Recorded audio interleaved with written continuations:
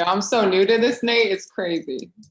I've been doing this like every day I for the know. past 6 months, so I'm on it. Oh my good.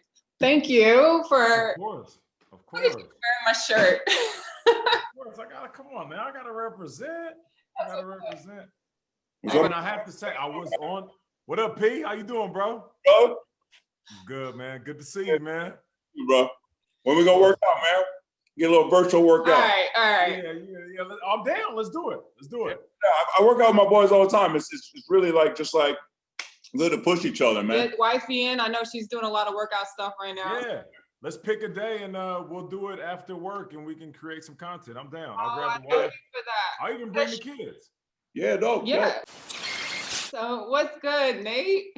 I'm chilling, relaxing, working like crazy, but you know, I work know is good. that I've known you since 1996. And that's wild to me because I'm about to be 40 in less than a week. Well, welcome to the old people's club. We have known each other for quite some time, Yeah. and it's always been extremely inspiring to watch you. You know, I remember you were one of the first people that ever left the city, which, you know, when you're a kid, you don't think people leave where they're from, but like you conquering a city like New York, like that was, excuse my language, but that was fucking incredible. I mean, that's one of my questions. One of us is going to be like, did you watch America's Next Top Model? And did you watch the show? Yeah, of course I did. You know what's crazy at that time? Like, I was so focused on school and being a teenager that like looking at chicks as like hot girls wasn't really my thing then. So watching you on TV was like watching a close friend make it to the league. It was just in a different form. So, you know, once I got older and I had friends that I knew that played professional sports, I can parallel that to watching you on America's Next Top Model, because it was like, oh, I know her. Like, nah, for real, that's my homegirl. Then as I got older, people like, I would still tell people and brag that I knew you. And they would be like, did you really know her? I'm like, yeah, for real. That's what's up. I mean, so many people came out of the 206. You, Nate Robinson, Jamal Crawford, Brendan Roy, all of us. And I think Nate Robinson and Jamal played for the Knicks.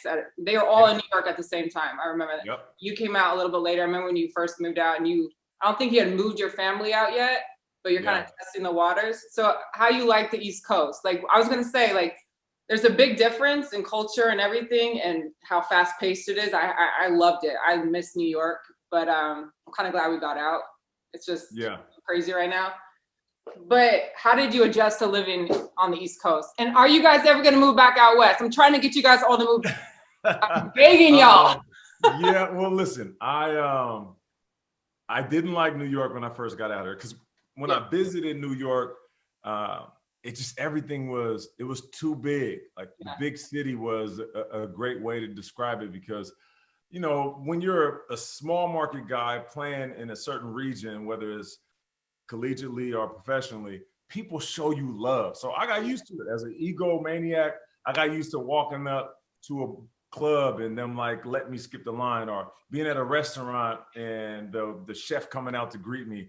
Not that I expected it, I just got used to it. And then when I got to New York, it was like nobody gave a flying F about who you are.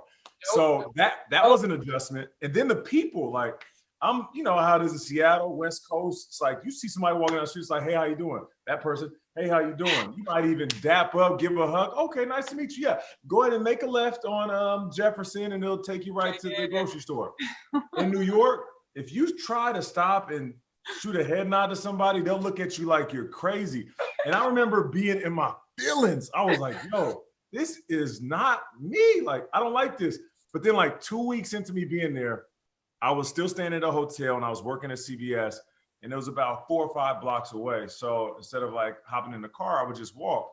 And about 2 weeks into me being in New York, I just had my headphones in and I found myself being that person. Like I adjusted that fast, where I just realized, okay, it's a rat race. You wake up, you grind, and then you do it again. And sometimes you stop and smell the flowers, but most of the time you got to go hunt. You know, it's the concrete jungle for a reason. So you got to act like a lion. But now though, I've been there almost 5 years. Kids are in high school. That's And it's crazy that, like you mentioned, moving back to the West Coast. We want to. Okay. We love Seattle, love Arizona. We still have a place in Arizona, but Wait, what? Yeah, we got a place. My wife's parents stay in Paradise, and we had a place in Scottsdale. So like we're occasionally out there. You know what If I I mean? find out y'all come to Arizona and don't hit us up, I'm gonna be Nah. crying for a week. I'm alone. I tell you, I call my friends out east all the time. I FaceTime and everybody, and I'm almost in tears. I love it here, but it's not the same. And I just, Yeah. you guys are like family to me. And so it's like, of course. course, my family, my real family's in Seattle, but Yeah. being here in a new state, starting our own gym, our own business, expanding Athletus, but you don't know anybody. Yeah. It's just like you get into New York for the first time. Like all my people are in New York, and anyways, but no, but you're gonna like this because my wife's dad stays in Paradise, but we're going to buy a place. We're going to move back to Arizona. If not full time, it will just be a place we visit. So we'll be back sooner than later. All right, okay. I'm so happy right now. Holy name shirt back there representing. Well, that's so funny is the one thing that, because when I moved to New York, I was almost directly to East Harlem. So I stayed in East Harlem for almost like 20 years. So many of my friends were from the Bronx. And the one thing that I got from moving to New York that I got clowned about was my love for E40. Cats in New York don't mess with E40. And I bumped him. I talked about him all the time. And I said, that's the one thing that I got clowned about all the time was my love for, he don't make no sense. Yeah. So. Yeah. As soon as you start talking about what's calculating it. Oh my God, you West Hurricane, but you can call it. Yeah. As soon as you start talking E40, they don't feel that. No. I had to get used to that too. Like the East Coast, they real biased with the music they play. You got to be a popping West Coast artist for them to rock with you in the club. Well, they all knew like the Main Street stuff that E40 jumped on with people. Right. So that was all they knew. But when I was talking about like when I would play like some of the underground stuff or like Raz Kaz and Be Legit and all those people, they were like, what is that? Crazy. Okay. So you went to O'Day. I had to rep Holy Names right here. Of course, represent. So I'm not going to go into like the litany of all your like achievements because that's Wikipedia. Everybody knows you were a beast on the field. But you played basketball too. Right. Okay, so one thing I never asked you about, and I was like, why don't I ask Nate this? Why did you choose football over basketball? I mean, you were good on the court. So was your talent in basketball as good as it was in football? And why did you choose football over going to play basketball? Well, I played 3 sports since I was 9. It was always football, basketball, and track. The only reason I ran track is because my dad said if you run track, you'll be faster and you'll jump higher. So I was like, all right, cool, sign me up. I hated running, still to this day. If you want to go jogging, I don't see the point in it. I hate treadmills. And it's crazy because, I was a receiver. The fast guys are supposed to run all the time. I just don't like running. So I wasn't going to run track in college, even though I won the hurdles my senior year. Now, basketball, I love basketball. It's the first sport I ever picked up. I watch more NBA than I watch NFL. Like I am a true hooper at heart. But my high school coach, his name was Coach Lumpkin, rest in peace. He was such a stickler for detail. So like I felt like a quarterback of an offense, and it was every day. Don't turn over the ball, pass the ball 8 times, run the offense, Nate, play great defense. And I felt this immense pressure. Now, it made me a really good all-state basketball player, but I was just trying to figure out if this was going to be the path I would take because predictably, as athletes, you think about college as an exaggerated version of what high school is. So I thought, man, if I'm stressed out as a point guard in high school, like what is college going to be like? Like these coaches are going to be down my throat every day. So as a 17-year-old kid, I decided, all right, I'm going to play football because, I had scholarships for every sport, but I was like, you know what, if we lose the game as a football player, they're going to blame the quarterback or the coach. Yeah. Unless I just have a bad drop. Yeah. But if we win and I score touchdowns, they might come pat me on the back. So selfishly, I was like, yo, it's less stress and more Yeah. praise playing receiver than it is like playing point guard, because I didn't want to have to deal with coaches and criticism for 4 years. So I chose football. But the crazy thing about how I chose it was I had an offer from Washington State, University of Washington, What? Nevada, Idaho, Clemson for basketball, a few schools for track. And I remember University of Washington, which is where I wanted to go because my dad went there and my brother went there. It's on Wikipedia. I read Yeah, that. it was the whole family thing. I was like, yo, I'm going there. And they had a coaching change. And the Okay. coach sent me a letter, and I opened up this letter and it says, Nate Burleson, we have to inform you that we're going to pull our offer that was on the table. Oh, no. Our new coach is going to bring in his own recruits because he was recruiting from Colorado or something. Okay. So I was like immediately in my feelings because I was 2 weeks away from signing. I just didn't know what to do. So I went home and I was like, all right, since I can't go to Washington, my first choice, I'm going to count how many recruitment letters teams sent me, and I'm going to choose that team. And I remember my dad was like, Nate, like, that's not how it works, bro. Like, you know, like, you're just counting the team that has the most is the team that spent the most on paper. It's not that they want you more. They just have more paper at their disposal. And I did that. I counted every letter, and Nevada Reno sent me the most letters, and that's how I chose it. The most unorthodox way of choosing the next 4 years of your life. That's how I did it. But it worked out, though. It worked out. It kind of worked out. So one thing too is, who was the most inspirational coach from, I'm going to take it from grade school all the way to the NFL. You can only pick one coach in your entire life, in your entire career that impacted your life the most. I'm going to say DJ McCarthy, who was my receivers coach in college. Okay. Ironically, he went to the University of Washington, and he came in and he coached us, and he was hard on us. Like every day, he was hard on us. And it wasn't in the way like, yeah, you know how it is. Coaches are like bosses.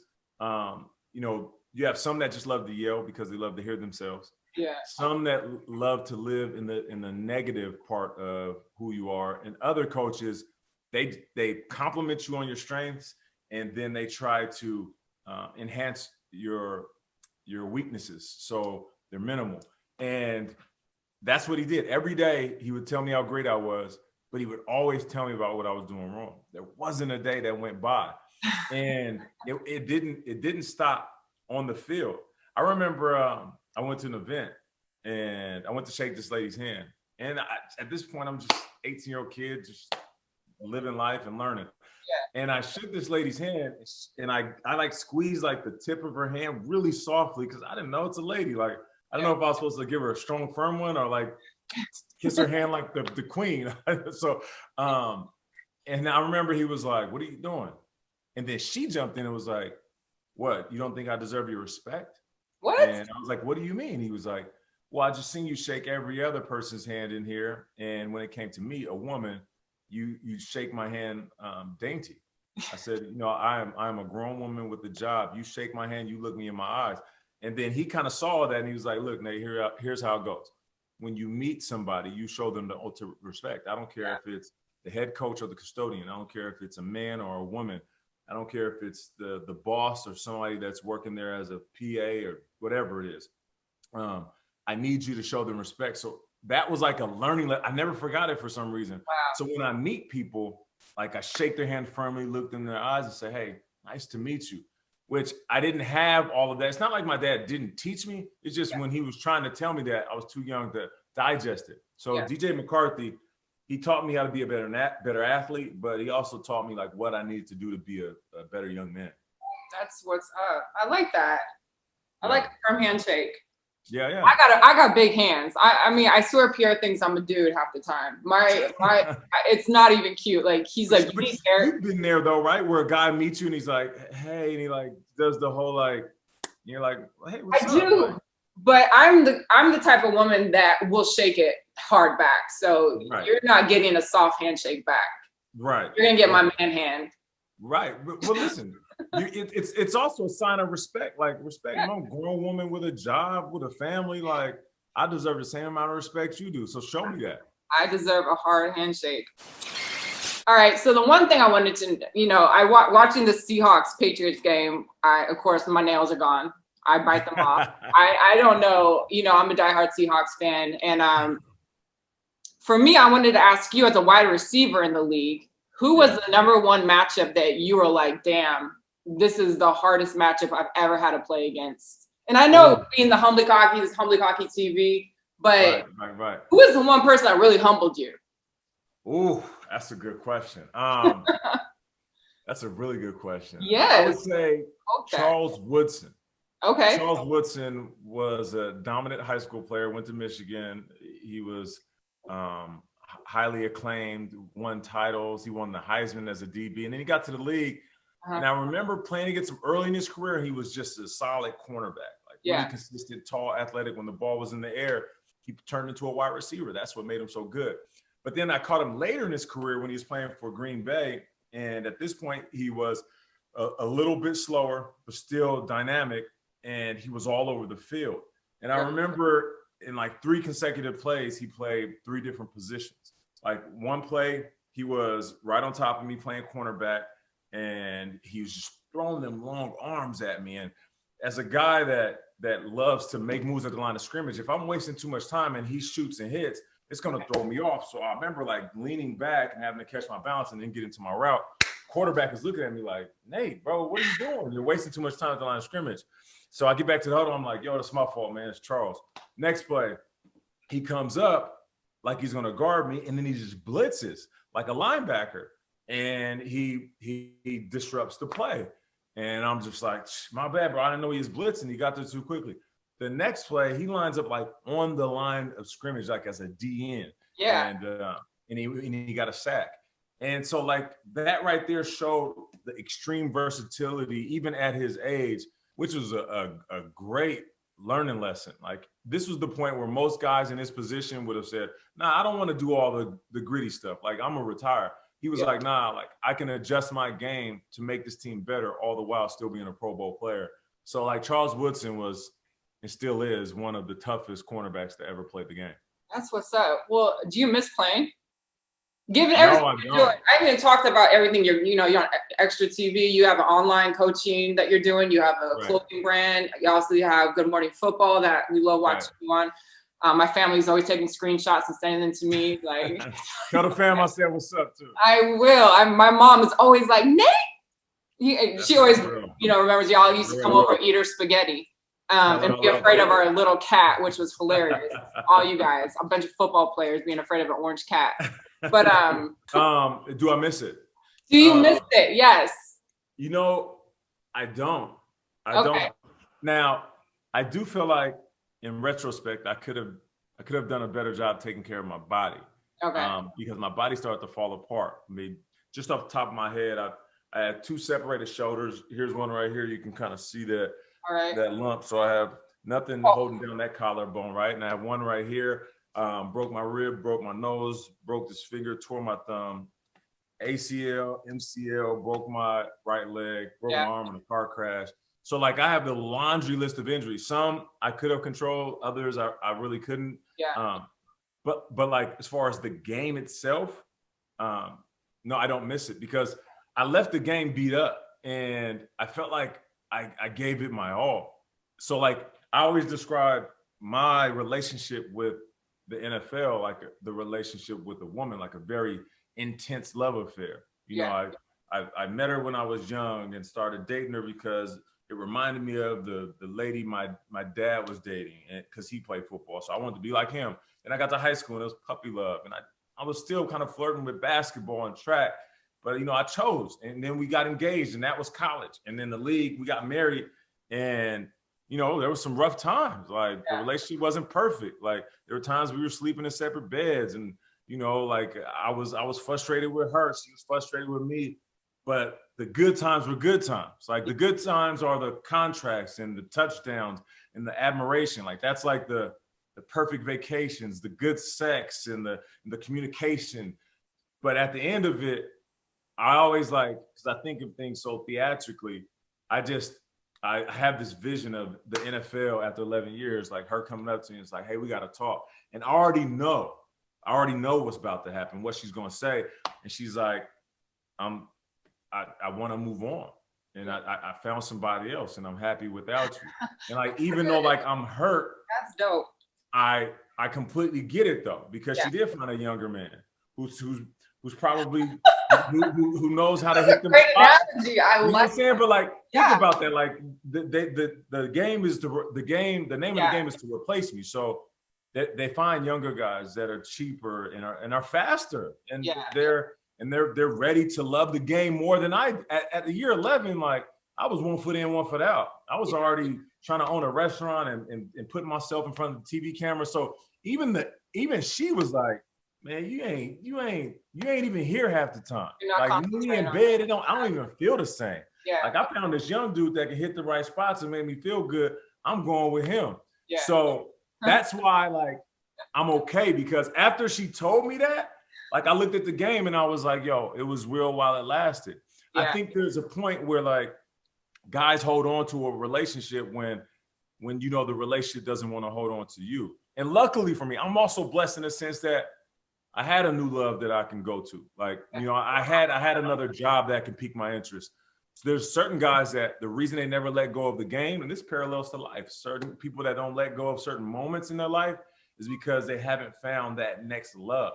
You know, so that's kind of why I don't miss it. When people ask me, I'm like, nah, like it was good times, but you know, she moved on and she's in good hands. Like I watched the NFL and I'm like, yo, like I see you can what sit you back think. and you're wise and you can comment on it and like teach other people, you know. Right.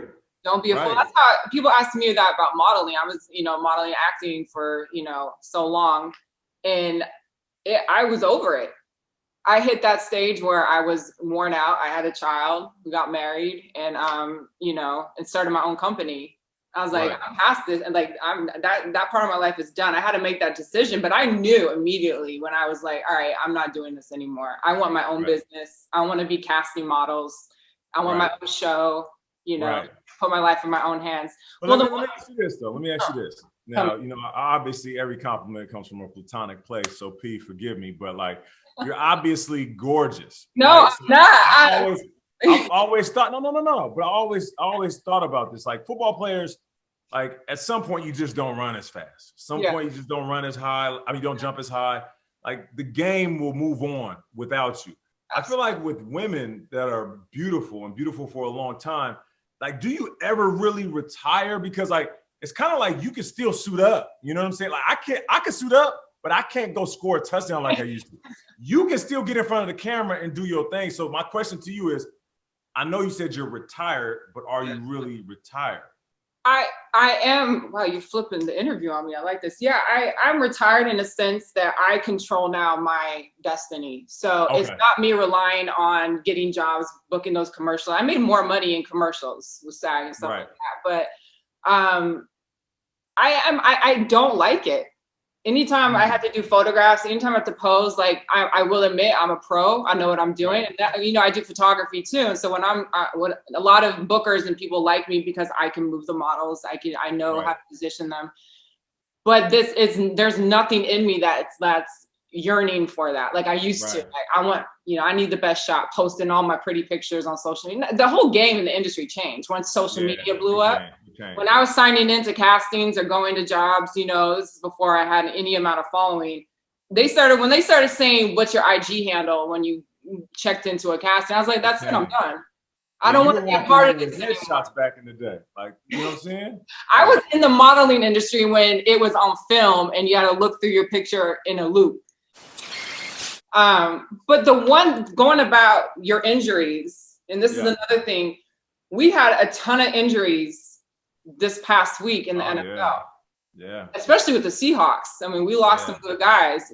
San Francisco. So everybody's equating it to the preseason and not existing. Is that really something that helps, you know, lower the injury cost, or what is this? Or is this is this just 2020 being 2020? Because I feel like that's what it is at this point. That's a fact. 2020 has been beefing with us since the start, man. Like they hit us with the quarantine. Before that, it was Kobe, and then they was talking about some murder hornets, and now, I don't know what 2020 is doing, but she definitely is tripping. I ain't gonna call her she. It could be a he, and he's in his feelings. He needs to chill out. But I'll say this: like, there's something that you can attribute to the off-season workouts because you can't simulate, preseason games. You can't simulate training camp. You can't simulate voluntary workouts. You just can't simulate that hardcore cutting while somebody's bumping into you, running through a play at practice. Like, all of that is giving your body muscle memory for what you're about to go through once the season starts. Yeah. But with that said, though, and I don't want to sound dismissive to the injuries, this happens all the time. Yeah. I think now we're just focused on it because we're waiting to point to the offseason and say, see, there was no offseason, and this is what happens. But if you go back and you look at every season, I mean, you can do year by year. There's a handful of major injuries within the first 2 months of the season where it's just mind-blowing. And it's soul-crushing to those fan bases. So as much as I would like to blame the offseason, this is just football, man. My co-host Kyle, he says all the time, the football gods are cruel and they require sacrifice. And it's a very intense phrase, but it's real. And sometimes it's the superstars that go out, and they go out in waves. Watch, there's going to be like a month and a half where nobody gets injured. But when guys get injured, for some reason, it's like they say death comes in threes. I guess football injuries comes in like packs of 12. Packs of 12. I mean, a lot of knee, ACL. I mean, I had my ACL torn, meniscus and stuff. So, and the last question about football, because I'm crazy. We can talk football. Okay, well, see, where's the hit that let's see, Diggs against Harry when he got ejected. All right, so I've talked to a few people. That was a real big hit, and I'm one that can say, all right, my guy on my team did a bad thing. But do you believe that was, intentional, and do you think he should have been ejected from the game? I just want to know professional stance, because I was fighting with my mom last night about it. She doesn't know. I mean, she doesn't know football like I know football, but she, So do you? I have to relay that to her. Nate Burleson said X, Y, and Z. Yeah, like when it comes to ejections, I feel like they gotta be egregious. You know what I mean? Like, they have to be extremely blatant. I think now that they're trying to protect everybody so much that that it just, some plays, they're old school plays. Like, I came in 03, and there's been a ton of rules that have changed since then. I like the very physical part of the game. Yeah. Because that's what it is. It's like, you can't take away what made this game great. And a little bit of that is how aggressive and how big and fast and strong, and how these collisions like really make you grab yourself and clinch while you're watching it on the couch. But I don't think guys should get ejected for those type of plays. What did you say? I thought I knew he was going to get ejected. I knew the moment it happened, they did the replay. I was like, that's a wrap. Yeah. I mean, as much as I wanted to stay in the game, I was like, he's going to get thrown out. He did. Yep. I kind of saw it. Just, we only have a couple more questions left because I know you got to go soon. But like, that's one of the things that Pierre and I like fight about, is whether we let Cyrus play football. I want him to play. Like, I'm like, you're going to be a quarterback. You're going to, I have my goal set for him, but he's like, no, basketball, soccer. Listen, I'll say this. Let me just add my 2 cents in. I'm not mad at basketball or soccer, especially if he's talented. Soccer money is good money. Yeah. I'll throw baseball in there too, but especially in Arizona, baseball is big. I know. But I will say this: if you train him to be a quarterback, we're talking dial in, get his footwork right. Russell Wilson has a camp. He's going to that camp. Listen. He has a quarterback camp. By the time he gets to the league, Cats will be making $600 million over like the course of 10 years. And on top of that, the quarterback position, the most protected position on the football field, from Pop Warner all the way up to college. So I'm just saying, quarterback is the way to go. And you will last a lot. A quarterback is like a pitcher in Major League Baseball. They can play forever. And you see, like, how many major injuries do you see quarterbacks having nowadays? Exactly. You don't. No. You don't. So he's got a quarterback named Cyrus Batterville. It's just That's fire. It's That's fire. fire. I did want to get into this. I don't know if you want to talk about it, but just the social aspect of what's going on today. Yeah. Just want to hit that real quick. You know, Pierre and I we always have open dialogue about this, and we talk about it. I know we watched your video about your grandfather. I watched your wife's video about her dad, and just talking to all my friends. Growing up in South Seattle, East Harlem, like I just feel like I have a view of it, and I've seen stuff. Pierre's, he has his own stories that are crazy. But in terms of the NFL and all the controversy around that, like, to be more positive, how do you feel that we can move forward as a country with everybody so divided right now? I mean, it is literally, it is bad. And I'm not even going to sugarcoat it. It's like, I talk to people who are like, I'm not watching this game anymore. I mean, diehard football fans, like, paid for the packages and they canceled it all. You're not kneeling for the flag. Then you got the other half, obviously, it's their right. They have a purpose. I agree with it. I know where you stand. I think I know where you stand on it. I've watched your videos on it. So I would just love to know what your take is on it all. I feel like everything has been heightened with us all being at home during quarantine. Absolutely. Seeing what's going on socially. Yeah. With the deaths of Ahmaud Arbery and Breonna Taylor. Yeah. And now you couple that with the election and how divisive sometimes politics can be, and even the words of our president can be within this country. So you have those two things really adding fuel to the fire, all the while the NFL is trying to decide, what do we do? Like, how do we show the Black players, which make up 80% of our league, that we hear them, and not just throw a pile of money saying give it to your communities, but how do we use our stage and our platform? Yeah, I feel like the NFL is doing the best they can.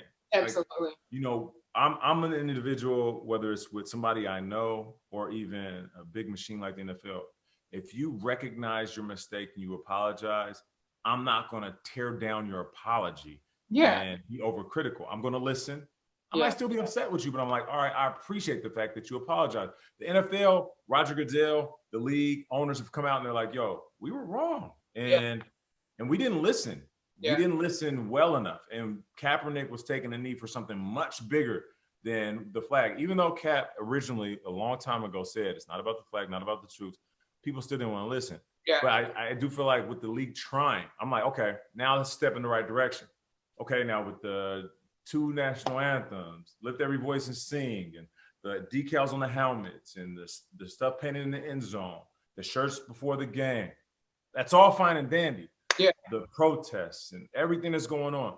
My question is, what are you going to do in your community? I'm talking to the ball players now. So, okay, the league has thrown some money out there. Okay, the owners have admitted they got your back. Even the Baltimore Ravens put out a very comprehensive statement. Like, this is what we want.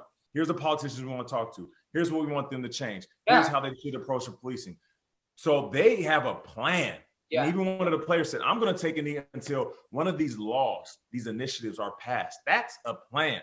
So like, for guys who are like, man, I don't want to go to practice today because of what's going on. Okay, then what? Are you about to go home and scroll through your timeline? Are you about to go play Call of Duty? Are you about to go BS and shoot hoops in your backyard? What are you doing though? Exactly. You know what I'm saying? So that's what I want. I want these guys to have, show me, like we say with our friends, like, keep that same energy. Okay, keep that same energy when you take that jersey off. You know what I'm saying? When you're in your house in the hills, separated from the chaos that's going on in certain communities, I want you to drive your car out the driveway, go about 15 minutes, 20 minutes down the block, and show up boots on the ground in those community centers. I love you for that. The kids that don't have fathers. Go talk to the inner city about gun violence. All of those things. Because I don't see the correlation between a police officer with excessive force killing a Black person and Black on Black violence. I don't see the two to be in the same breath, but I also understand why somebody can see an athlete be so upset about police brutality and then won't ever say a peep about Black on Black violence. Now, don't come to me and say, well, what about, that's not the same thing, because black kids, if they shoot somebody, they get arrested. These cops don't. But I'm saying though, keep the same energy in your community, whether it's for black and black violence, child hunger, women that are abused, all of these different things that we can use our voice for. Now we realize how big our voice is, use it more often. Absolutely. And I love you for that, because that's the one thing that I always thought was like, with anybody, I want to see presence in these neighborhoods. Right. You know what I'm saying? Like, obviously, where I grew up and then to New York, I used to look around and be like, you guys talk a great game in your penthouses in Soho. You know what I'm saying? Come, even my friends, I'd be like, come to Harlem. Pull up. Come past 42nd Street. Right. I don't even want to. They don't. I don't go past 14th Street. And I'm just like, this is the problem. Like, I'm seeing, you know, my college, what I studied in college, criminology and sociology, happening right now in East Harlem. And it was just changing overnight. And I never saw one person come in and try to do anything. I just heard a lot of talk. And so I love that you said that, because I do believe getting your hands dirty is also something you have to do. And talking to, especially young kids, young kids today. But I agree with you. You know, that your video and your wife's video, I was in tears. I've not met her yet. I can't believe I haven't met her. She's dropped dead gorgeous. Chandra's always like, I can't believe you've not met. Like, I'm like, how do you guys know? How are you, sir? I've known Nate since 1990. I'm like, come to AZ. I'm like, she's like, who is this girl? Like, I'm just, anyways. All right. So real quickly, I'm just gonna wrap up here. Just kind of random questions I'm going to ask Nate right now. Okay. So I just want to know, what is the one craziest, you're very open on, you know, you're very open and you talk a lot about like things that you like and don't like, but what's one thing that people do not know about you? Like the weirdest thing that nobody knows about you, like a pet peeve that like, you cut your toenails in the dark. Like, what do you do? Weirdest thing, I would say the grossest thing in the world to me is soggy bread. Like soggy bread, it freaks me out. Like when soggy bread would be in the sink, I wouldn't do the dishes. If like I order a sandwich and like it takes too long to get to me, or the bread is just drenched in whatever the sauce is, I want to throw up. Like if I was a spy and I was caught on enemy lines and they're like, you gotta tell the secrets. I'm like, nah, I'm not gonna tell secrets. They're like, they shoot me in the kneecap. I'm like, I'll die for my allegiance. And then they're like, all right, they start like, they blindfold me, they waterboard me. They do, I'll be like, I would be strong. If they put a piece of soggy bread on my lip, I'll be like, all right, I'll tell you everything you need to know. I feel like soggy bread is a gross. It's weird, but that's the weirdest thing about it. Crazy. I hate it. And I have a fear of octopuses, which I don't know why, because I never met them. I've seen them in person. That's two things. That is the crazy thing I think I've ever heard. What about you though? You can't ask me a question like that. I know you have questions, but I need to at least answer this one. I know. I'm perfect. No, yeah, okay, all right. That makes sense. All right. No, I don't know. I can't stand someone clipping their toenails in front of me. Like feet, like I can't. The foot and toenails and the sound of it is just, I want to throw up. I'm like, get out of my face. Is that weird? That's normal though, right? Yeah, I clip my toenails. Yeah. Wait, don't do it on the couch when I'm sitting there and my dinner's right there. Yeah, because the toenails be here under the bus. You can never find them. Like, yeah, nah. They're just poking you in the leg. In a toenail, we are. Oh, all right. Okay. So the last question I already talked to you about Cyrus going to football. So the last question is, who do you got? Well, I know you probably said this before on Good Morning Football, but who do you have going to the Super Bowl this year? In my fantasy football team, my first year doing it this year, and I suck. Really? I'm surprised. All right. I got Russell as my quarterback. I mean, this is my first time ever doing it. I don't know why I can't trade players right now. Why are they all locked on my thing? Yeah, I don't know. You're hella confused right now. You're like, they're locked. I can't trade up or down in my lineup They're all locked. You gotta figure it out. You just need, something's going on. I'm stuck with somebody who I got the Giants player who just got a torn ACL. Saquon Barkley. Thank you. He's out. I can't turn. You gotta be able to take him off the roster. It's got a little lock sign next to it. Says I can't move him yet. I don't know if there's a certain time I have to. Okay, all right. That's weird. Okay, so originally I had the Tampa Bay Buccaneers going to the Super Bowl. Because of Brady. Yeah, because of Brady and all the hype, but they don't look as good as I thought they looked. So representing the NFC, I'm going to change my pick. I got the 49ers, man. What? Actually, you know what? They just lost half their team. Wait. Time out. I'm tripping. I was thinking about the Seattle Seahawks game, and for some reason, the 49ers popped in my head. I don't know why I said that. I did my playoff picks. I didn't even put the 49ers in the playoffs. I was thinking about the game when we were having a conversation about the Seahawks. I have the Seahawks representing the NFC, and then out of the AFC, I have the Chiefs.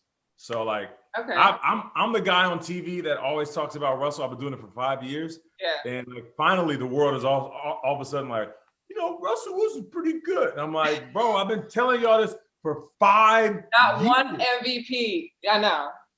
Crazy. That's crazy. All right. Okay. And I'm so grateful to you, Nate, I know you're busy. I didn't even get to extra TV. Damn. I want to ask you who the biggest celebrity that's just blew you. J-Lo. It was J-Lo. I was going to say it had to be Jennifer Lopez.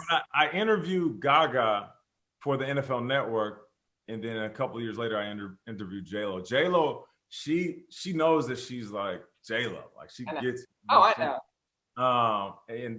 But she is like very like warm in her energy. At least she was to me. Gaga, like she knows she's Gaga, but she also knows like she's a lion. Like she's like I walked in the room and I feel like I can like walk in any room. Like this is mine. Watch, I'm about to have everybody here eating out the palm of my hand. Sitting down with Gaga and we're sitting there having a conversation and the camera's on. And she was like looking at me and we had a break because we had to change camera angles. And I'm trying to do my TV thing, trying to look fresh. And I'm like, all right, so make sure we get the boom out of the shot. Are you going to or one shot? And like, I was looking at her before I started talking. So I'm talking for like a minute, it's a change. And then I looked back at her and she never broke eye contact. And she was just like straight face. And like my heart started fluttering. I got all sweaty. I'm like, damn, this girl's a gypsy. But I think those two interviews, because of their energy, I done met people that I was more starstruck by, like Andrew Bassett is still gorgeous. Those two, like they just got a certain energy when they walk in the room. That's what's up. Yeah. Hey, I am so blessed that you did this with me today. Of course. Listen, I'm humbled. Let's do it again. You do an amazing job. And I have to, a couple of things we have to talk about. One, we got to set up the workout. Two, I went online. I tried to get the Humbly Cocky with the bananas, and my size was sold out. Okay. And then last thing, my gift to the Athletis brand. I have a gift for you. I'm gonna provide some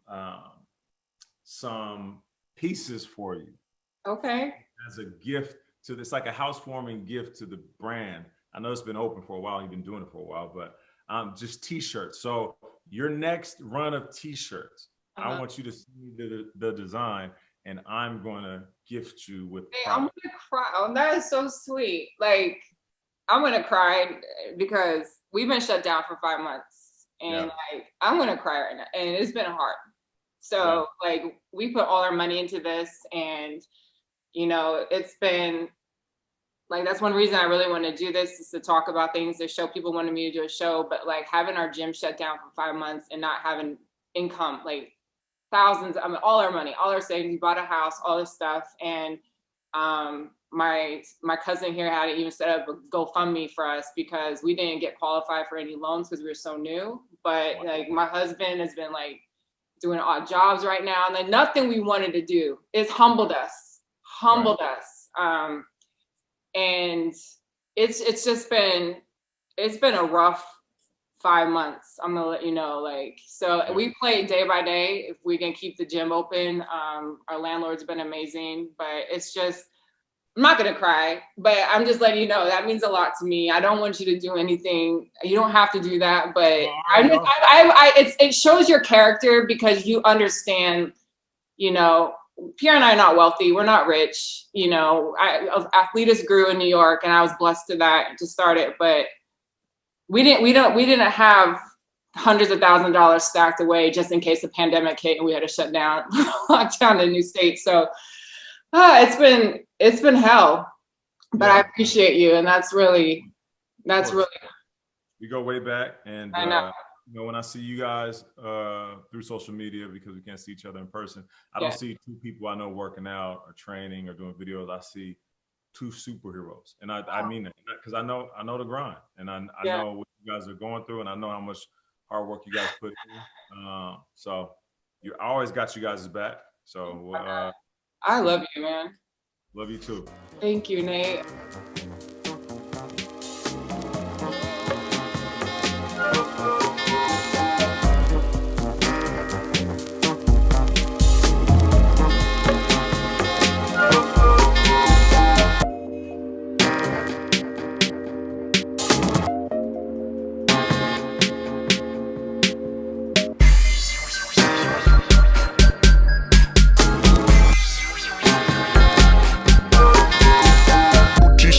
Fanny boots, rolling blunts and naughty coops. Ladies hide my contraband, she got a man, she loose. Gucci shades and fanny boots, rolling blunts and naughty coops. Ladies hide my contraband, she got a man, she loose. Gucci shades and fanny boots, rolling blunts and naughty coops. Ladies hide my contraband, she got a man, she loose. Gucci shades and fanny boots, rolling blunts and naughty coops. Ladies hide my contraband, she got a man, she